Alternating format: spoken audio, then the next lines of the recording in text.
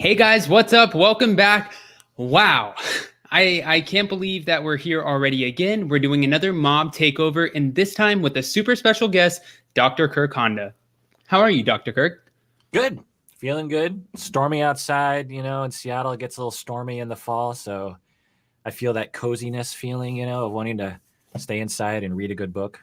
Do I just moved this week, so I apologize for the kind of sad background and this crazy beach hair, but I just moved across the United States, so it rains a lot here too. It's kind of sad looking, but it's good. Yeah. It's pros and cons, Pros and cons. All right. So, guys, for any of you guys who don't know who Dr. Kirk Honda is, he's a therapist and also a professor. He has a YouTube channel called Psychology in Seattle. And Dr. Kirk Honda, and I like saying your whole name. I like just spreading it out there. Dr. Kirk Honda. For those of us who don't know who you are, can you at least tell us a little bit about what you do on YouTube? Yeah. So I've been doing a podcast for 12 years, mainly just an audio podcast. And then during the pandemic, and I've been talking about all things psychological and movies and all sorts of things. And then during the pandemic, me and my wife sat down to watch Love is Blind because there's all this talk about it and 90 Day Fiance. And I thought, well, maybe I'll do that reaction video kind of thing, because I've seen that on YouTube. And I thought I'd get, a few hundred people watching because that's usually what I get. And then it just exploded. And so now half of my life is watching 90 Day Fiance and reacting to it. You never thought by becoming a therapist and a professor that's where life would take you. Is sitting here just reacting to TLC. Exactly. All right. So, Dr. Kirk, I wanted to talk with you today because I think this is a really fresh, kind of fun perspective on TLC and the castmates who are obviously a part of the shows that we love. It's so easy for all of us to jump on here on YouTube when we are YouTubers, I guess, and that's our main job, and we're not therapists and professors. It's so easy for us to jump on and just kind of trash everything that's going wrong in their lives, right? But for me, I don't particularly like to do that. I kind of like to more so understand the people, where they're coming from, how they got there, and what it really looks like for them after. So I thought you would be the best guy to bring on today and talk about kind of TLC's hiring algorithm and how these people go back to a normal life after TLC. Yeah, it's got to be rough, right? Right. Afterwards and during. And you have to wonder, do they understand what they're getting into? And what is it really like? And I'm guessing you might have talked to some of the cast members too. There's an emotional toll. You and I are on the internet. There's an emotional toll at our level. I can't imagine being at Big Ed's level, for example, although he seems to take it in stride. So yeah. Right. And it just raised some questions also, is like, how do they choose the people to be on the show? What's the decision-making process there? Well, and that's what I was curious, and I wanted to ask you, since you obviously watch the same shows that we do you feel like there's a certain algorithm that goes behind TLC and how they hire? Because it seems like every time we, respectfully, every time we get a new cast, it's a little bit of a circus because that's what gives us the ratings, and they always have a secret that comes out mid-season. So does TLC just vet out these cast members and kind of find out who has maybe the most, I don't want to say issues, but there's a more proper word, but the most dramatic turns that are going to happen? I mean, yeah, I've given it some thought because I didn't watch reality TV really until recently. And as I watch it, I'm thinking, of all the people they could have chose to be on the show, they chose these people. And what is it about these people? And it does raise some questions. And they must have it down to a science because reality TV has been around a long time. So they must know through research and also through past shows, like what seems to work. And because to me, if you look at the cast of the most recent 90 Day Fiance, I wouldn't have thought that Big Ed would be the most noticeable, most important, compelling star on the show. You know what I mean? Like, I don't. Why do you think that is, though? Yeah, I think what it is a number of things. One, it's producing an emotion in the viewer. It has to produce some emotion, whatever emotion that happens to be. If there's no emotional reactivity, then I think that reduces the likelihood of it being compelling and having it being something that you want to watch and, repeatedly watch. So emotions run the gamut, right? You could have like, I identify with this person, and I have empathy for them, and I care for them, and I hope that they have, success in life or something. So that's one emotion that I think they're trying to evoke in people. Another is anger. I hate that person. I think that person is a jerk face, and I don't like that person, and I judge that person. Or another feeling is disgust. And I think this is actually something that they do a lot of, is they show us a lot of things that are designed to make us feel disgust. They're just like, ew, oh my God. Yeah. Right. And if you have a mixture of those feelings, then all the more compelling. Right. Well, and then, I mean, I can totally see that because, it's one of those things where we've all heard the common saying of like, whether you love them or you hate them, you're still talking about them. And I think that's what we get with the TLC people, because I don't really find a lot of comments where we really empathize or love a lot of the castmates. I feel like a lot of people just want to judge and ridicule them. A good couple, though, that has changed that stigma, I think, would be Kenneth and Armando. A lot of people on TLC the other way are so excited to see how the storyline plays out, especially because they are a gay couple. And, it's more exciting. It's something that we haven't gotten to see. But for Big Ed, do you think that physical characteristics could have played into why they chose him, as if it's almost kind of like, he's a little bit different, and it makes for good TV? Absolutely. I mean, it had to have been at least part of the thinking process, if not an explicit conversation, that they thought this will produce something in people. Either people will feel bad for him, or they'll feel disgust or grossed out, or anger at him for one reason or another.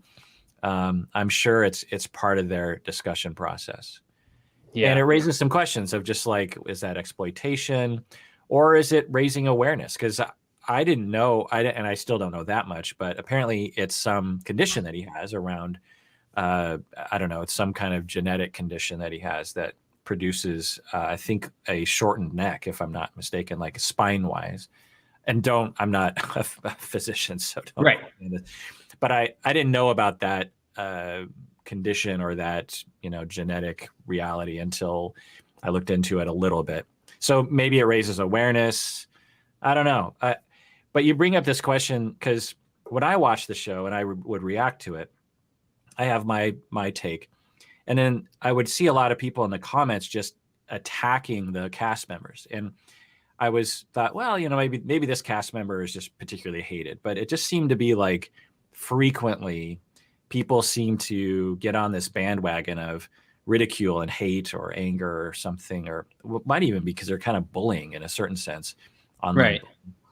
And I thought, I started wondering about that, and it makes a lot of sense because a lot of us are walking around with a lot of insecurities. We're walking around with a lot of trauma, a lot of pain, and unresolved. And we're looking for a way to balance the scales somehow.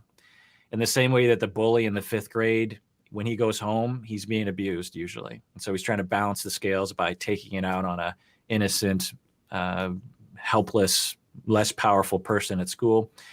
We're all walking around with a lot of pain and a lot of powerlessness, and we want to get it out of us. And so one of the ways that we can do that is to what seems to be, harmless attacking of celebrities, essentially.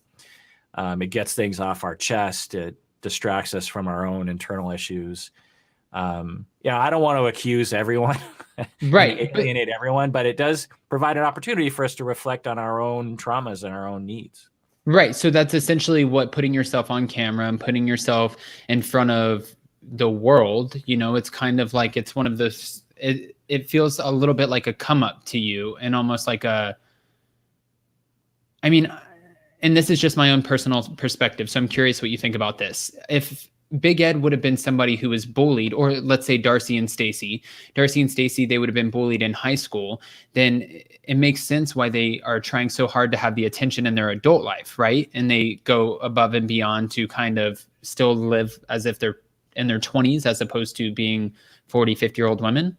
Yeah, that's why I always love it when they give us a little bit of detail about their childhoods, because it explains so much, or at least it provides a conceptualization. And with Big Ed, I don't remember hearing anything much about his prior life before being on the show. But with Darcy and Stacey, we've learned in this season that they grew up as what they would call awkward kids, nerds who they weren't fashionable. No one wanted to talk to them. They apparently moved around from school to school, so they were always the new kid, and they were insular. You know, they were the weird, awkward chia pet head twins, as they called it. You know, Right. And it, when you see their lives now, it kind of makes some sense that when we have those traumas, and just think about feeling an outsider, no one accepts you, and you feel dorky and you don't look right, and no guys want to talk to you, and no one popular wants to talk to you, and then you grow up, and then you start to figure out, okay, I have power over my life now, and if I really work it right, I can be fashionable, and people want to be my friend, and Right. I can be the cool one, and I can look down on other people, and it kind of makes some sense. And exactly. And now having that platform and getting the attention, whether it's good or bad, or people even think, like for Big Ed in this instance, like he has no problem dressing up in a big chicken costume and sending you a personal message. And that's kind of his thing. And it's almost like he's making the joke on himself before he allows you to make the joke on him. So it's, yeah, I completely understand what you're saying here. So now and maybe his, I don't know if I've seen a little bit of his Beyond the 90 Days show or whatever, where he reads tweets and stuff. And I was seeing a little bit about how he copes with that. And he seems to cope with it on the surface very well. People will say real nasty things to him on Twitter or something, and he just seems to react like, better than I would, I'll put it. And so you just wonder, like, how did he get to that place where he's so adept at protecting himself from criticism? Just raises some questions. Right. No, and I agree with that. And I think that even though it is surface, it obviously doesn't make it hurt less on the inside. And that could totally be a mask. It's like having, like, for example, like the big guy in school make the fat joke first or something like that. It could easily be that, and then something that's internalized.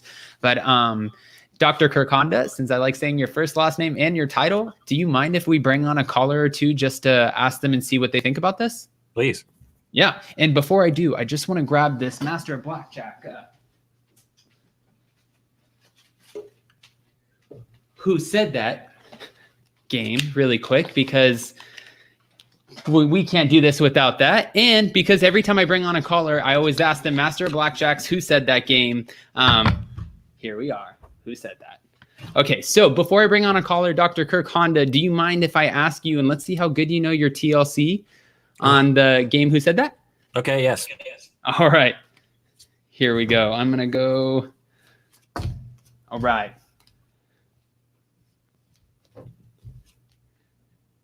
They called me cheesy butt, and I can give you 2 hints. Okay. It's not ringing a bell. Domestic violence charges. Oh. What's his face? It's a girl. Oh. And $10,000 face. I've only watched some of it this year, so it is. No, that's okay. Do you know if I've seen this person? I believe you have. Larissa is the only person that comes to mind. It was Larissa. Okay. All right. I appreciate that. So let's bring on someone real quick and see what they think about Big Ed. Again, everyone who comes on, especially, please just respect that Dr. Kirk Honda and we both keep it clean. So just no vulgarity or aggressiveness, not on this conversation, because that's just not what we're here for. Hi, Shan. How are you? I'm so excited. My 2 favorite YouTubers on screen at once. Wow. We'll keep you around, Shan. Do I go ahead. Play the game? Yes. I was going to say, before we ask you, or before you go on, can I ask you one of the cards? Please. All right. So on Who Said That, this one is, Good Husband. She's from Brazil. Yeah. Well, it's Karini. Wow. Yes. Ding, All ding, right. ding, ding, ding. Okay, we got it. All right, Shan, what's going on? Okay, so first of all, Dr. Honda, I've been following you for at least a year. Thank you for all of the work that you give to YouTube. I feel it's very generous and I appreciate it. I've learned so much about narcissistic personality disorder, and I appreciate that. I can't tell you how much. Oh, I'm Wow. fangirling right now. Sorry. Wow. I'm really fangirling. So my second, I'm getting excited here. really my two favorite YouTubers on the screen. But my question isn't about Ed, so I hope you don't mind. I just want to know, Dr. Honda, why you didn't continue doing Love After Lockup. So I decided to do a number of one-off episodes. I talked about this, and as an experiment to see which ones people really wanted, and because I only have limited time, and so it wasn't one of the ones that people really took to. You know, for sure there were people that loved it, but there were a lot more people interested in some of the other shows that I did one-off of. If I could do, and maybe one day I'll be able to have a lot more free time to do all the shows, because that was actually a very interesting show, Isn't it? that I watched. There's a lot there to talk about for sure. Exactly. Okay, that was it. Just to piggyback off of that too, Dr. Kirk Honda, again, I like saying the whole thing, Shan. I posted it on my YouTube, or I'll post every once in a while in my community tab, and I'll get excited about a show and just reach out and ask everybody before I do anything on it. Just like last night, I said, hey guys, 100 votes and we'll do Bachelorette tomorrow. And I got 150 plus votes, and I think over 120 of them said no. And I was like, okay, that's what we want. All right. Well, thank you so much again for both of you. And I love that you're from the Pacific Northwest, because I'm in Vancouver. Oh, Yeah. A neighbor. Thanks, guys. See you soon. All right. Bye, Shan. All right. Dr. Kirk, moving on just real quick before we bring on our next caller, I just wanted to move on to, so we're going to also talk about Paul and Karini and Larissa, but I'm just curious about Larissa first. As far as Larissa, we know that she came to America with the full support of her family in hopes of achieving a better life, right? And sending money back to her family as well as her children to ultimately support them and have the American dream. Now, I think the American dream, that's such a broad statement. You know, the American dream could mean anything to anyone. And for Larissa, obviously physical attributes play a big role into that. I'm curious, do you think she's always felt like she wanted to be this person that she physically looks like today, her whole life, and being a part of TLC and having these paychecks that just facilitated that, the ability to do that? Sorry, we're talking about Larissa right now? Yes, Larissa. Yeah. What was the question? Sorry. So I'm curious, has she always been this way deep down? Like she's always wanted to change her face, change her body, kind of be this person who, and I think this is respectful, or the best way I can say it, likes attention and likes the attention of having a different look, something that's more striking. Has she always felt like this inside, or has being in front of the TV screen kind of brought that out in her? Yeah, it's a great question, and I think central to her character in a lot of ways. I'll tell you that I've only watched, I believe, 2 seasons, and I think she's on like 4 or 5 seasons, so I'm not as caught up on the details of her life as you are. But one speculation that I've had while watching, and of course I'd have to ask her to confirm, is just this notion that from an early age, she realized, so for people who seem to pathologically garner attention, negative and positive attention, and they seem to over-focus, everyone wants attention. I mean, you and I are on YouTube right now. This is trying to get attention. So it's only a problem if it creates a problem. And so right. For some people, their effort of trying to get attention will hurt other people's feelings such that they don't want to give you attention, or they don't want to love you, or people hate you, you get negative attention. And she seems to exhibit some of that. It's hard to know because it's just what we're seeing on the TV show. But one of the speculations I have is that there are some people early in life that learn that the only way they can get attachment security, meaning someone that's there for them and a sense of emotional safety, you know, the sense that your parents are there for you when you need them, a sense that your parents like you and are paying attention to you and have your interest in mind.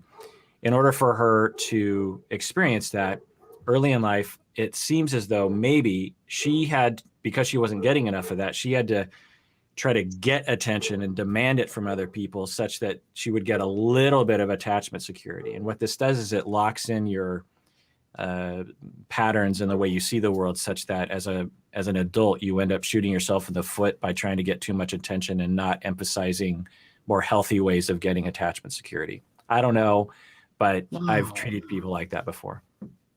Wow. Okay. And then, so I think my next question is, and I think this is something that we all as fans invest ourselves into, because it's almost like the segment that we all know very well.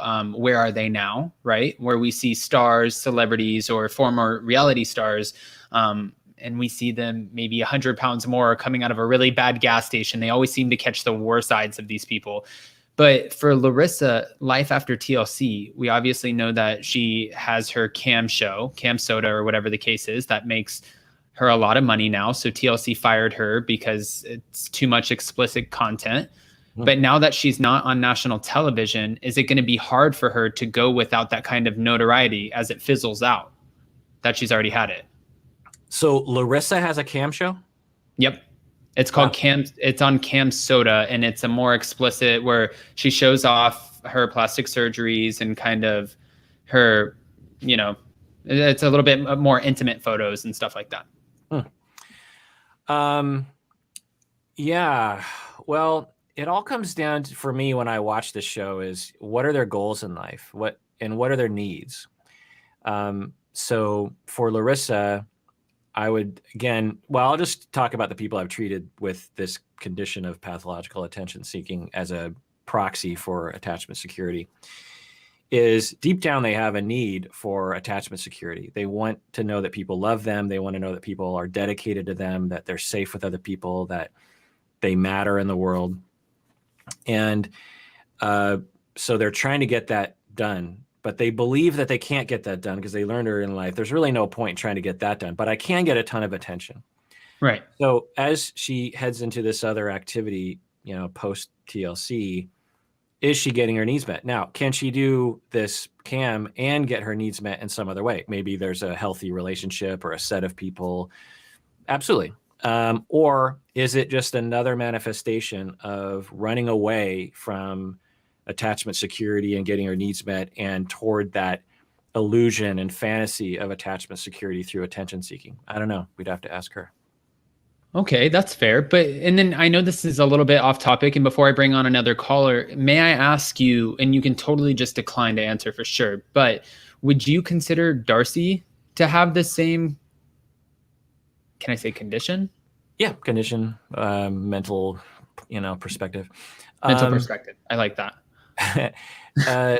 Yeah, so Darcy, I have a lot more data on, and I've seen, I think, everything that she's been on TLC. She's the person I know the most on these shows. And let me ask you a question before I answer your question. Do you feel like you care about them and you hope the best for them? Because I feel that way about Darcy. Do you know, I feel like I sympathize and I attach in ways to each castmate, almost as if there are things that I can relate to them on. Whereas like Big Ed, you kind of struck a chord a little bit where he could have been bullied. And a lot of us, we sympathize because we see this man. And I have an uncle that is in his 50s and he's like 4'7". And when I walk around with him with my brothers who are 6'5", and people look at him just crazy, it really upsets my family and my brothers, and it's something that he's always dealt with. And then I've had my own bullying thing. So then when I see Big Ed, I sympathize, and I think I can take a little bit of that sympathy and put it into each character until I see someone. And I don't know, again, you said you just watched a little bit, but 90 Day Fiance The Other Way, there's a couple on there, Brittany and Yazin. And Brittany came on the show. She's from West Palm Beach, which is the exact same place that I'm from. And her boyfriend on the show, his name is Yazin. He's from Jordan. He needs her to convert to being Muslim in order for this relationship to work. But you can completely tell her storyline is pre-produced, and she came on the show just to get some notoriety, and she had no intentions of ever being in a real relationship. So then when I see someone like that, I don't necessarily sympathize because I feel like I'm reading through a pre-produced storyline, if that makes sense. Yeah. Yeah, that's unfortunate. I actually have seen that couple a little bit because my wife does watch that show, and sometimes I'll walk by the living room and sit down and watch that. And she's often yelling at the screen when it comes to them. And Me and I your saw, wife have a lot in common. there was one scene though where I saw her just coming apart emotionally after she was yelled at by the family and by her, and her, fiance wasn't being very supportive. And so in that moment, it seemed genuine to me. It seemed like she was at least partially invested in this working. You don't see that? Well, see, and then my only thing, see, I've always been so interested, by the way, and I feel like I should have tried to go to school to be a therapist or something, because I love just dissecting where people come from, why, and really trying to understand. I love this stuff. But for Brittany, knowing that she's very open about her previous dating history and dating men that are much older than her, who have these random fetishes with the young girl thing and like the braces. She said, like a lot of older men like that I have braces because it's a fetish, and rich old men like it. And it just seems like there might be an element of insecurity here, that she can't seem to fill that void, and not necessarily that this pertains to Yazan. I think this is more of a self thing than it is really this specific relationship. Yeah, I don't know if it's just my denial or my naivete or my hope of watching something and having it, because if it's fake, then it's like, why are we watching it? Exactly. Right. So I could just be deluding myself, but I would like to think that it can be all those things. It can be both the trying to get attention, just going on the show because you want your Instagram followers to skyrocket, trying to propel your career, and you also are looking for love and hoping that you can find someone to spend the rest of your life with in the way that all of us want, right? I'd like to think that those two things can exist, but of course, none of us can get inside her mind. Yeah, and no, it actually makes sense that you kind of just delivered that perspective, because in a sense I was really kind of, I guess, looking at this through a tunnel with like blinders on, as if like she can't feel all of those things, and that's not necessarily true. So I appreciate you saying that, because it's really, yeah, she can feel all of those things. I didn't even, it's, wow, we see why you're the therapist. Well, because to me, when I was watching her, I think I was thinking a similar thing that everyone thinks. It's like, why are you involving yourself with this guy? Like, of all the people on the planet, why this person who has this family? There's so many barriers. Like, there's so many other people you could be dating. Why this person? And that is actually a question I have about Darcy and Stacy as well. It's like, why those guys? But anyway, Georgie seems like a nice guy. But anyway, so there are those questions that you have, and you're wondering, is this fake? But then when she had that breakdown where she was really falling apart, and that felt genuine. I don't know if you remember, she's in the car and she's just really coming apart emotionally. Right. That looked real to me. Like, that looked like I was actually worried for her in that moment. And I don't know what was happening in that moment for her, but that didn't seem manufactured. And so in that moment, I was like, oh, maybe there is some genuineness here. And for some of us, it might just be hard for us to understand decision-making. Why would you, of all the people dating, why that person? People have probably said that about you and me, why that person? So, no, yeah, I can completely sympathize with that. And I mean, that makes sense. I guess, again, that's why we have the therapist in the house, because you even opened my mind in this conversation to, yeah, it's like, just because I feel like this is a produced storyline doesn't mean that she doesn't have real emotions while she's filming and when there's cameras in front of her face, and that those real emotions don't actually stem from somewhere. So that makes sense. All right. Yeah. Do you mind, Dr. Kirk, if we bring on another caller? Please. All right. Sad Star Podcast, how are you? I'm good. How are you, Adam? I'm good. What was that? First of all, you look glowing as always. And hello, Dr. Kirk. Hello. How are you doing? Good. It's an honor to talk to you. By the way, I love your videos and I listen to them all the time.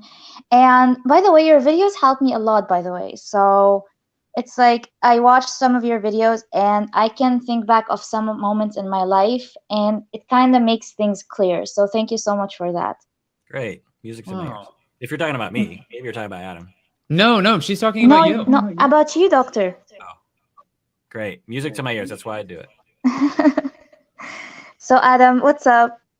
No, well, I wanted to ask you, first of all, I love that Dr. Kirk, you're getting such an amazing response because, again, you have so many people who appreciate what you do and why you come on here. So thank you for being a content creator, because that's why we love you. And you just share a fresh, genuine, nice, clean perspective. And we don't get a whole lot of that on YouTube. It's, again, like I said earlier, it's very easy to jump on the bandwagon and talk about all of the things that are going wrong and not really try to understand where these people are coming from. So again, real quick, I do want to just say thank you for being here.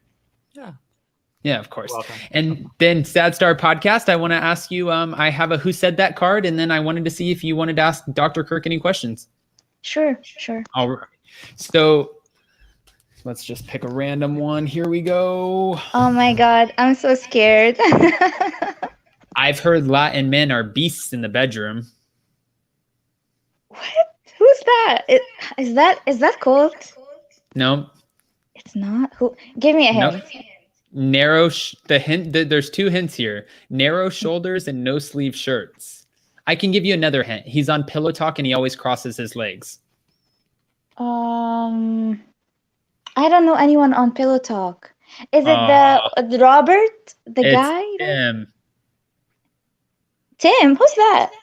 You don't remember Tim? Oh, Sad Star Podcast. I picked the wrong card. I didn't watch that season. I don't know who that guy is. That's okay. See, there you go. And he's going to have to deal with that because he was on reality TV and now he has to go back into the world and find someone who doesn't know who he is. So oh my God. Thank you for humbling Tim, Sad Star Podcast. Did you have any questions or comments for Dr. Kirk? Yes. So I just want to ask a question. Regarding Larissa and her relationship with Eric and her new job on Cam Soda, as Adam said, I don't know who Eric is. I haven't watched. Her, oh, you don't know. I've only seen the first couple seasons, so he's still with Colt in my world. So I'm working my way through the seasons because when I watch the show, I want it to be fresh, and so. Okay, and another question. So.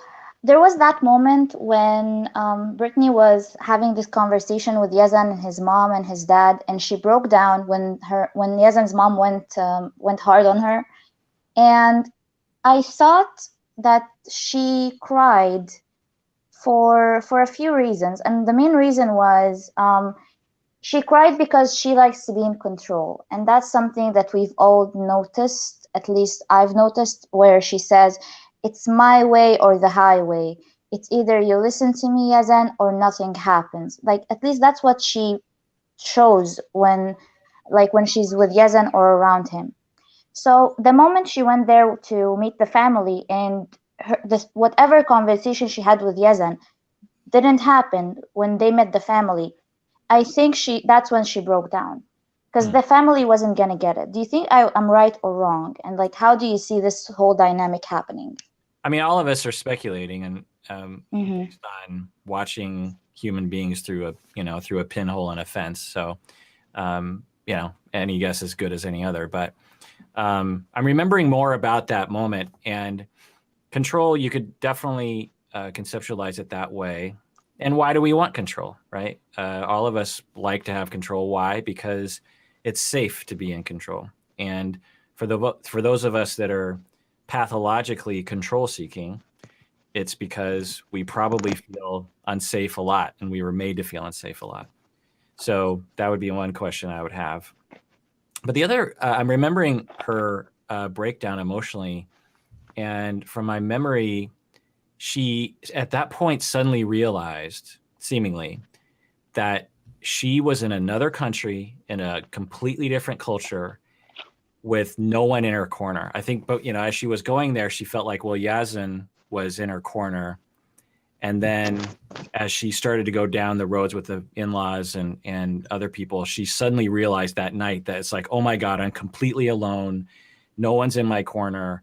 And I've made a terrible mistake, and what am I like? It just felt like that to her, and I could kind of relate. Like, I've never been in those shoes, but I could imagine feeling that way of being in another country, being in another culture. No one is, nearby that can help you, and just feeling very scared. That was my take, but again, eye in the beholder, right?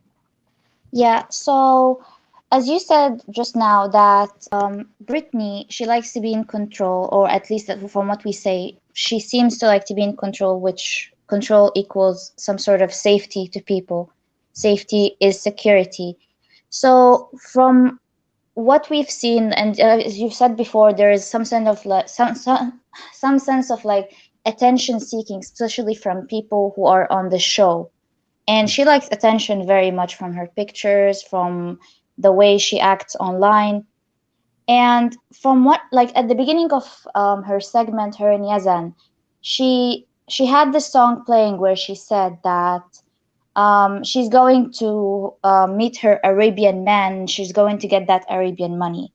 So I'm starting to think that when she went there to Jordan, she thought that she's gonna have some sort of security, as we've said, safety and security with an Arabian man who has Arabian resources.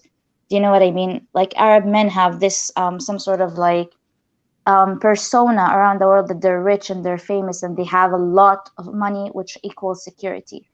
Do you see what I'm going with this? Yeah. I mean, I think she was catfished. She catfished him. He catfished her. Or she catfished herself. I think she played the trick on herself when she was like thinking that she's gonna go there, thinking that she's gonna have an Arabian man, which is not, like, that persona is not true. I know, because I'm Arab, so. Can I piggyback off of what you're saying really quick? Because Dr. Kirk did a video that I just watched where he was talking about Big Ed and Rose, and how Big Ed was immediately under the defense of going to Rose's country and having them possibly want money or resources for him. But then Dr. Kirk, I believe, please correct me if I'm wrong, you were explaining that it's really not uncommon. Like, we've seen where Rose came from and like what her village looks like, her community looks like, and why she would be hopeful that she would get some extra resources to kind of have what we consider now a come up, I guess. Mm-hmm. Yeah, right? Absolutely. Yeah. It's easy to judge or misunderstand when you are in a particular kind of privilege or cultural pocket or whatever it is that we're in. Me, I'll just speak for myself. I've never grown up in poverty in my life. And so I have to remind myself, like, there's a different world and a different set of needs that will emerge from that I'll just take for granted. The fact that, with Rose, for example, the fact that I know that I'll always have a job. Like, when I was growing up, it never occurred to me, like, I might not be able to earn money. I might not have food. I might not have a house. I might not have running water. Like, I just always knew, like, well, eventually, that'll work itself out. But for Rose, she definitely cannot say that. And so you might compromise a little bit in terms of your wishes in life to attain that, at the same time of looking for someone that you actually connect with emotionally, which seemed to be what she was doing in the beginning. Right, which kind of goes back to also, again, Dr. Kirk, it's one of those things where, like, you'll see these conversations, whether they're on reality TV or movies, or it just seems like it's really common where the sister might be saying to the other sister, like, oh, honey, you can't have it all. Like, yes, he might be old and chubby, but he has a lot of money. And the 20-year-old over there is a bartender. Like, it's a lot. We hear that a lot, where if you want X, Y, and Z, you might have to compromise. And maybe that's what Rose was doing. Big Ed might have not been the most physically, attractive thing to Rose, but he could have, supported her life and gave her a better life as well as her child. Yeah. And it was interesting, because at the beginning of the season, I was wondering, does Rose really like this guy? Because it's hard to know. But as time went on, the fact that every time he hurt her, she was more and more devastated by that. It seemed to me like there was something she was losing. You know, it wasn't just like an intellectual thing of like, oh, I don't like this guy. I think she was like, oh my God, I really liked this guy, and he's being so mean to me. Like, it felt like it was genuine as she started, to go through the season. And so she seemed to, have that. It's like, well, I like him and he seems like a great guy and I want to be with him. I want to have a family. I want to have kids with him. And what a wonderful opportunity to go to the States and give a good life to my kids and myself. It just seemed like a win-win until they had their issues. Oof. All right. Well, Sad Star Podcast. Can I say something before I leave? Yeah. To be honest, I kind of I was rooting for Big Ed at the beginning. Like first when he came, when he was just announced, I was kind of rooting for him, and I sat back there and I was like, oh, he has like a medical condition.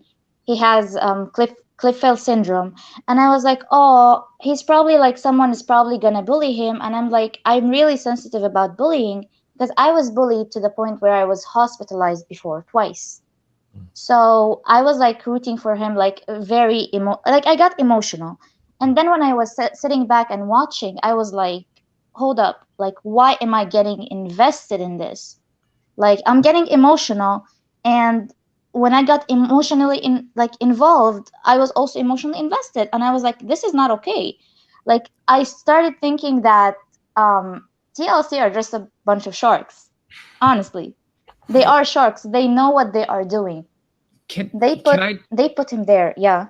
Can I just say one thing too? I was really surprised, Dr. Kirk, to see someone like Big Ed who probably does get scrutinized or bullied and go through these different things to take these characteristics of Rose, or like maybe the bad breath and stuff like that, and address her on national television. Like if that's not, I mean, wouldn't you consider that to be a form of bullying, knowing that that's going to be plastered all over, just thinking in your head like how that's going to play out, and that now we can't necessarily, we don't know what somebody's breath smells like through the TV screen. So that's something that we might have never known. But now that that's out there, that might be something that every single person who sees her might kind of group her with. And that's not necessarily fair. No. Yeah, not fair. My lens that I look through the world is what is the need that he's trying to, get met, and how does he do that in a way that actually gets his needs met or doesn't? If it gets your needs met, then it's a healthy way of addressing your needs. If it's not, then it's not. And so in that instance, what he's hoping for is to, if I'm just giving him the benefit of the doubt, which I think is reasonable, he wants to have a companion in life, and she has a lot of the things that he wants in someone, and they're bonding. And there's something he doesn't like about her, and that threatens his love for her or attraction to her, which worries him that it might infect their relationship somehow. I'm just taking a guess. And so, he has a need to eliminate that fear and to establish an even closer relationship with her, or physical attraction or something. And instead of having a more compassionate conversation away from the cameras, why would he have it in that way on camera that almost everyone can agree that was terrible? Why would you do it that way? That was terrible. Why?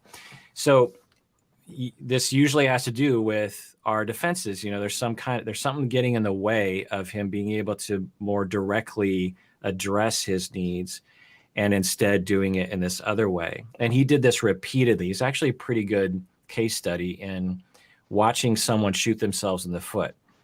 And you could frame it as bullying for sure, but every bully has a logical reason why they're doing what they're doing. And I never really knew what was going on with him because we didn't hear much about his past, but I suspected that early in life he had to learn how to depend on himself too much.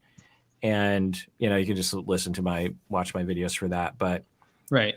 But that's what I see when he was doing that. I was like, why are you doing it that way? Like, what is it about his perspective and the way he sees the world that is screwing him up and shooting himself in the foot? Because obviously, if he was trying to establish a closer relationship with her, she was hurt by that and all the other things, that it compelled her away from him. So it didn't actually get his need met. It actually worked against him. And so many of us do that. So many of us in relationships will be at a way of trying to protect ourselves. We'll end up producing the very thing that we don't want in other people, i.e. them pulling away from us and hurting us.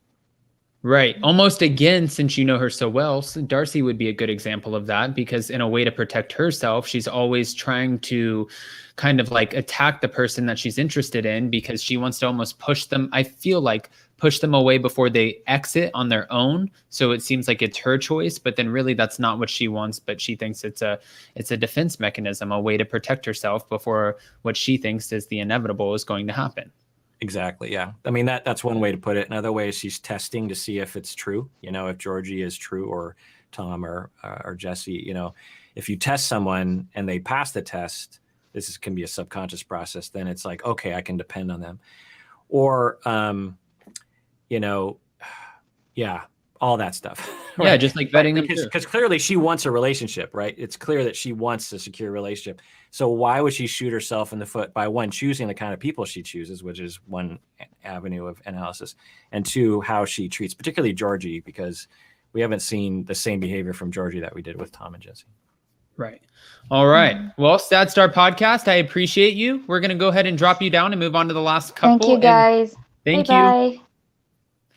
And Dr. Kirk, I know you're a very, very busy man, so I'm going to go ahead and bring up Pauline Carini really quick, and then I'll get you off here. And again, I appreciate you. But as far as Pauline Carini, I wanted to bring them on as a topic of conversation, only because I feel like this isn't something that's pre-produced. I feel like this was genuine. And I think that Paul used the show not for fame, but as a different avenue to get to Carini because of his checkered past, being the arson charges and all of that. And I feel like by getting with TLC, it made him able to get to Brazil to be with Carini. And it funded that for him. I don't think, like, as far as like Brittany and Yazan, I felt like Brittany was chasing fame. For Paul, I feel like he was just he's in his adult life and he's trying to kind of figure out where he's supposed to go from here, because he's essentially living with his parents. He has an arson charge and he can't get a job, right? But I'm curious, in your mind, I mean, why would somebody like Paul and Carini, why would they be picked for TLC? Well, I mean, they fit the criteria of the, person who doesn't live in the States and person who does, in the visa process. I suspect that they knew that Paul would be an interesting character because he is quirky. Let's just put it that way. And from the very early part of that season, they were kind of playing up that narrative that he's, shall we say, quirky. A little quirky, yeah. Yeah, and they and she, I guess, has certain physical characteristics that plays well on TV. That raises questions that I think this show often will raise questions for audience members. I'm never knowing, I never, because there's a lid for every pot. It's just hard to know like what attracts people and what doesn't. But I think one of the questions that the producer would be like, oh, I bet you this will produce that emotion in people of, he is the narrative they're thinking is like, he is a unappealing, lack of personality nerd, and she's an attractive, interesting woman who, and that odd couple mismatch will produce a lot of emotion in us of, and maybe, I could see, this is pure speculation, but I could see the producers also thinking maybe this will be one of the couples that audience members will pull for, Okay. Because like Kenny and Armando. Yeah, right. And of course the twist of the arson, which the TLC people must have known about prior, right? They always have a twist. Every single cast member usually has a mid-season twist. Like Georgie was married. Jeffrey, he had domestic violence charges and other stuff. I mean, I feel like everyone always has a twist. Yeah. With Jeffrey, they bit off more than they could chew. I don't think I mean, what do you think? Do you think they knew the extent to his charges? See, this is the only reason I do feel like they know, because my fiance and I, we were, I guess we went through the audition process for a reality show, and they reached out to us and they asked us, okay, well, you know, here we are, and like we want to take you guys to the next level, but in order to do that, you need to sign this, this, and this. And we need to get more information from you to go to the next part of the process, right? And with that, they knew our whole background, where we came from, like if we did any, criminal background, they knew it all. So I just don't understand how that network would be doing that.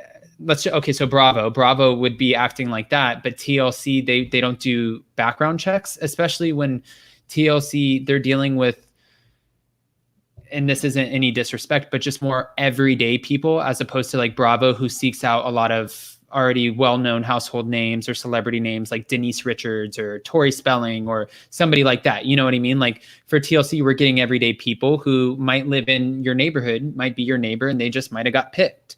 They're not somebody who might have a famous father or something like that. It's just an respectfully average Joe Schmo. Mm-hmm. But no, I think that they definitely would have to do their homework, and then they just act like they didn't. Yeah, that's interesting. But what are your thoughts? Yeah, I don't know. Never underestimate the incompetence of people. So it's possible that somebody checking just didn't look into it enough or something. I could see someone looking into his background and being like, well, it's domestic violence. It's not that bad. You know, if you don't know what to look for, if you don't know the language to look for, that people, if you don't have a personal experience with domestic violence, you might just be like, well, a lot of people have, and it was a long time ago.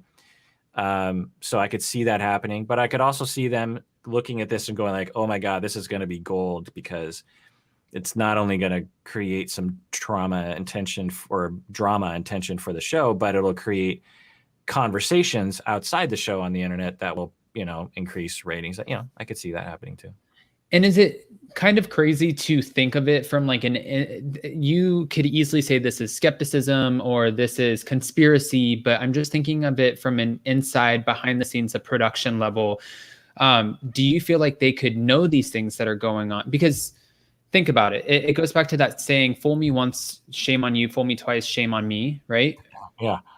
Wouldn't it be like that for TLC? They can't go every single season of every franchise or spinoff and have somebody who has this, oh, wow, we didn't know they had this criminal background, that seems to come out mid-season or at the end, where TLC makes a big headline because they had to fire a cast member. So then it gets even more eyes on it. I just feel like you said, this is just a very clever, I think they know what they're doing. That's what I'm trying to say, without just like, Yeah, they could. I've seen gross incompetence in various organizations, so who knows? But yeah, I mean, is it possible that a network that has hundreds of people who are literally experts in knowing how to manipulate an audience or get an audience, let's say, get shows that have good ratings, which they clearly are good at, by the way. Right. Is it possible that they knew, or at least took a roll of the dice that, well, we'll act like we didn't know, and people will probably believe us for the most part, but this will definitely get us more ratings. Yeah, that's absolutely possible. It's hard to know. But the other question is that I often have about this, that I try to use my channel for, is, well, what can we use these shows for the greater good of society? So with Jeffrey, for example, regardless of why he was chosen to be on the show, was him being on the show and the conversations, that resulted, did it help society in some way? And I would say possibly. You could say it was done in a skeevy way, but you could also say that it raised awareness for domestic violence. It gave me an opportunity to talk a lot about my experience treating domestic violence perpetrators. And people just watching the show, is it helpful for them to see Jeffrey, who seems like a nice enough guy, and he has this horrific set of allegations in the past, might that help people to say like, oh, domestic violence perpetrators aren't like, disgusting, put off, people who put people off. Maybe it's just like the guy next door or the woman next door, which is true. So I don't know, I there's a lot of things that can be put on television, and I think things that give people an opportunity to learn more about this sort of thing, I think it's a good thing. Yeah. And I agree with you, Dr. Kirk, only because I think this is my third time saying this on this live, but I like how you just kind of took us to that place of trying to dissect this in a good way and figuring out what we can take away from these shows positive, maybe what can we learn, or how can we better understand somebody, as opposed to using this as just a big roasting session to completely obliterate somebody's character. You know what I mean? Like we just don't have to do that, and we see it so often. So I just want to say this was really nice. This was, I know it sounds cliche and a little bit to say this was therapeutic, but this was a really great conversation, and I feel really good about it. It was nice to have a conversation that doesn't go so far south and it's like gets a little messy. I enjoyed this. I enjoyed it too. Yeah, I didn't know what to expect. I'd watch your channel, and as someone said, you were glowing. You just glow with energy and niceness and, good energy. And so I feel that too. I feel like we should do this again for sure. All right. I appreciate that, Dr. Kirk. I'll keep you around for sure. And I think that there's so many now that, when we emailed back and forth yesterday, just for anybody on, obviously only you and I, Master BlackJack, were on that email. But it was interesting when you were talking to me about how to necessarily prepare for this conversation. And then when I was going through your videos, I got really excited because this wasn't, a gossipy roasting session. This was me being able to have a conversation with somebody who really tries to break down the dynamics of why things work the way they do. And I don't get a lot of those conversations. So I think that's why I was so excited about it. And again, my own personal interest in therapy and trying to understand people. So this was fantastic. I loved it. Great. Can I ask you one last question? Yeah. So I got a scar right here. I don't know if you could see it. I fell down the stairs when I was 2 years old. What's your scar? Which one? This one or this one? That one at the top. Okay. So I have the scar on the top. I was 4 years old, and my dad took my brothers and I to a house that my dad's an electrician. He was wiring the house, and he's like, all right, boys, keep yourself kind of busy. He's like, I just have to tie in one loose outlet, whatever the case was. And we had a football because he was taking my brothers to football practice. So my brother, as a joke with me, was like, hey, go run, catch the ball. So I'm running blindless, like whatever, right into a metal stud that was supposed to have a wall around it. So the metal stud split my head open, and my dad had to take me to the ER, and that's exactly what happened. But my mom was, can you imagine too, by the way, because that was my dad's night to watch me. So my mom was just like, what is going on? Did your brother Needless to say, we're brothers. I think my other brother got hit in the head by one brother with a hammer. So it's just, we have 11 brothers and sisters, and it's just massive and big and chaotic, and we're family. That's for sure. The mark of family. The mark of family, but that's okay. I didn't get a hammer to the head, so I'm okay with it. And you know what? Family, though, it's one of those things that as much as I just said at the beginning of this, I moved across the United States, whether it's short-term, long-term, I'm not really sure yet, but I had my family involved in my move because I thought it would be nice to kind of just have this experience with them, whether it was going across the country or whatever. And now we've been together for 3 weeks, and it's just, you love them and then you hate them at moments, and you fight and you don't, but you can never replace them. And you're just so thankful and happy you have these times with them. So I'm just positive and happy and good. You want to hit any of them over the head with a hammer? No, I don't, not yet, but give me 4 weeks and I might lean over that way. I don't know yet. But Dr. Kirk, I appreciate you again calling in today and just joining me. This was so amazing to have this conversation. And I hope if you're not, I know you're super busy, but if you have a free day, I'll email you and maybe we can set something up next week to jump on. Absolutely. All right. Thank you, Dr. Kirk. And if you guys haven't already, please like this video and go check out Dr. Kirk Honda, on his YouTube channel, Psychology in Seattle. And is there anywhere else we can find you? No, that's probably it. Psychologyinseattle.com. Yep, psychologyinseattle.com. Okay, you're modest. All right. Well, then we'll see you next time. Okay. All right. Bye, Dr. Kirk. Bye.